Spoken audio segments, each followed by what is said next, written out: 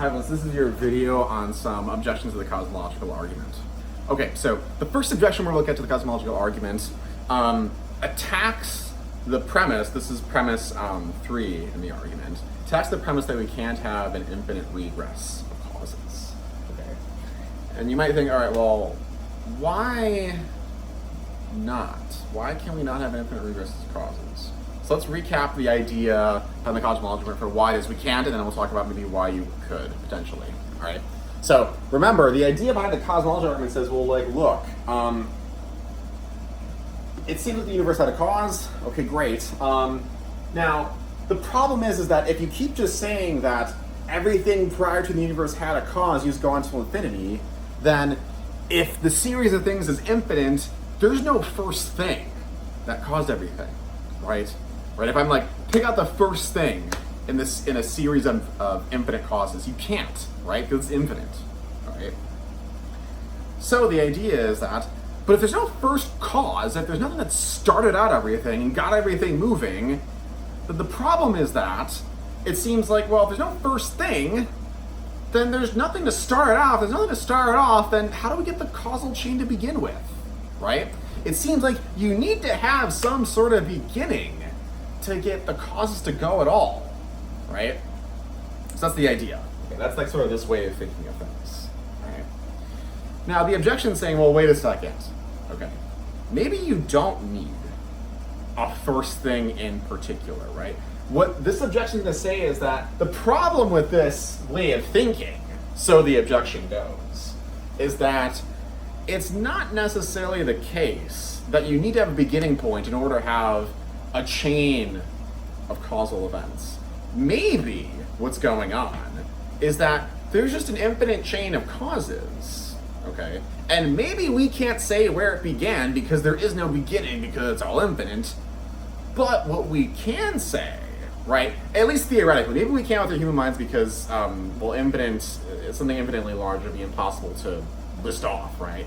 But like, maybe like hypothetically, theoretically, like if God was sort of like talking to us perhaps, speaking of the existence of God, but like, you know, the idea is if he has some all-knowing being talking to us, right? Let's say theoretically, right, we should be able to, in an infinite series of causes, we can still say, oh yeah, but like pick any point in the chain of infinite causes. Like wherever you want to go, it doesn't matter, pick any point. We'll still be able to say, oh yeah, what caused something like at some point in the infinite chain, we should still be able to say, oh yeah, that thing prior to that caused it, right? It's still theoretically possible because we're going to have an infinite number of causes, and theoretically at least, maybe possibly, we should be able to say, oh yeah, that thing caused that thing, and so on and so forth, okay?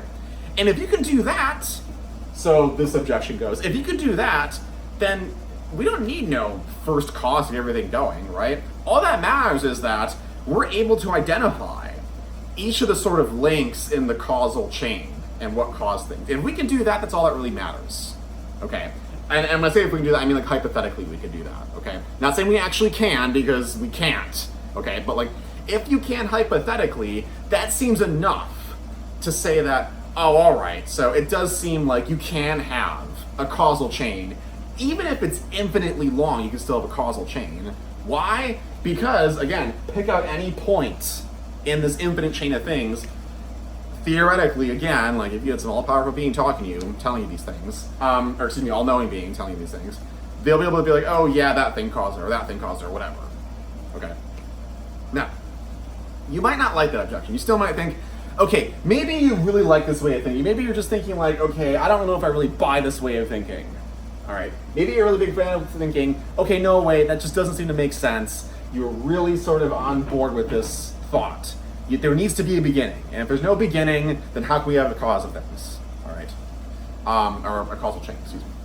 Okay, if you like that line of thought, there's still an objection to the cosmological argument. So one way of attacking is attacking premise 3 with that. The other way is to say, well, look, maybe, you might wonder, why think God is the thing that didn't cause itself, right? Because remember, premise 2, so just take a look at your notes or look at the book or look at the last video that I did. Premise 2 says, if the universe had a cause, the thing that caused it would either need to have caused by something else or not caused itself. Okay. Now, if you don't like infinite regresses, you should say that, okay, well, eventually down the line, you're gonna have to say, well, it didn't cause itself. Okay. And the cosmological argument suggests, well, look, why don't you say God is the thing that had no cause, right? But on the flip side, why don't you say the universe didn't have a cause, right? Is that so weird to say that the universe didn't have a cause? Is it any weirder than saying that God didn't have a cause? Because if you say the universe didn't have a cause, you can just say, like how I said in the other video, or how the cosmological argument wants to present itself, you can just say that, well, look, the universe maybe just always existed. And if it always existed, then there's nothing that needed to cause it, because it was just always around, right? Just like maybe God might have been, okay? So the thought is, God doesn't seem to be a necessary conclusion of this argument. You might get at best from this argument that there is something that needs to have existed either forever, or there needs to have been something that didn't have a cause itself. And you might just think, well, the thing that didn't have a cause itself, it doesn't need to be God. Why does it need to be God, right? Just say it's the universe. Say maybe it's a different sort of spiritual force, right?